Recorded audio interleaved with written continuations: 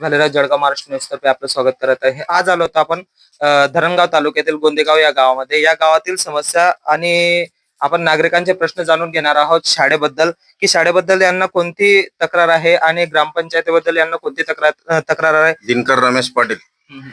तर या शाळेचं काम 8-10 वर्षापासून हे कंपाऊंड बनतंय सर, ते झालेलं नाहीये. ही अंगणवाडी बघा, ही अंगणवाडी कसं हे पडताय मध्ये, लहान लहान मुलं राहतात.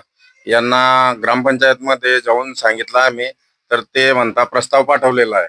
मग आता कोणाला बोलायचं नेमकं हे आम्हाला सांगून द्या. नाही, तुमच्या ग्रामपंचायत मध्ये ग्रामसभा होत नाही का? ग्रामसभा होते, पण ग्रामसभाला तो एक भाऊ जातो, बाकीचे जातच नाही तिथं. नाही, ग्रामसभेमध्ये हा प्रश्न कधी उपस्थित केला नाही का तुम्ही? केलेला आहे, पण अंगणवाडीचा केलेला आहे.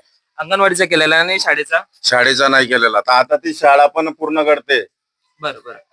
तिला फिनिशिंग करावी लागेल वापस, तेव्हा ती शाळा राहील. आणि इथं सगळे लहान लहान मुलं आहेत.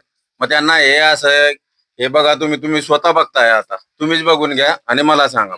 शाळेच्या परिस्थितीबद्दल स्वतः नागरिकांनी, गावकऱ्यांनी सांगितलेले आहे. आपण स्वतः मुख्याध्यापकांना विचारूया, शाळेचे जे मुख्याध्यापक आहेत त्यांना स्वतः विचारूया. तर आपण स्वतः रवींद्र पाटील सर या शाळेचे मुख्याध्यापक आहेत, त्यांना स्वतः शाळेचे हालचाल विचारूयात. नमस्कार सर. नमस्कार, मी रवींद्र विनायक पाटील, मुख्याध्यापक, जिल्हा परिषद शाळा गोंदेगाव. आता पाऊस सुरू झालेला आहे, पण आपल्या शाळेच्या जी मुख्याध्यापकाची जी खोली आहे त्याच्यात थोडंसं पाणी झिरप, त्याच्यामुळे पाणी गर्दी होते आणि वॉल कंपाऊंडचं जे पूर्ण नसल्यामुळे थोडंसं ते भिंती हालतायत, त्याच्यामुळं थोडंसं सुरक्षितचा प्रश्न निर्माण होतो. तर आम्ही तसं पत्र किती वर्षापासून वॉल कंपाऊंडचं काम विस्कळीत पडलेलं आहे? नाही, ते मला नाही माहित. मी सप्टेंबर 2025 आलेलो आहे, पण तेव्हापासून बघतोय तर त्या अशी स्थिती दिसते. तसं मी पत्र ग्रामपंचायत रोडवरला दिलेलं आहे की बुवा याची काहीतरी दुरुस्ती करावी असं म्हणून. बरोबर. आणि विद्यार्थ्यांसाठी काय सांगाल तुम्ही? विद्यार्थ्यांसाठी पण आपल्याला शाळेच्या ग्रामपंचायत मार्फत ज्या सुविधा असतात, पिण्याचं पाणी, स्वच्छ पाणी, किंवा आता लाईट साठी सोलरची योजना, किंवा समजा आपल्या स्वच्छतागृहाची जी अवस्था आहे ती थोडीशी खराब झालेली आहे, तर त्यासाठी ग्रामपंचायतकडनं जास्तीत जास्त मदत होईल अशी आशा करूया आपण. तर आपण स्वतः बघितलं की गोंदेगाव या ठिकाणी शाळेची परिस्थिती कशी आहे, कशा प्रकारे मुलांचा जीव या ठिकाणी धोक्यामध्ये आहेत.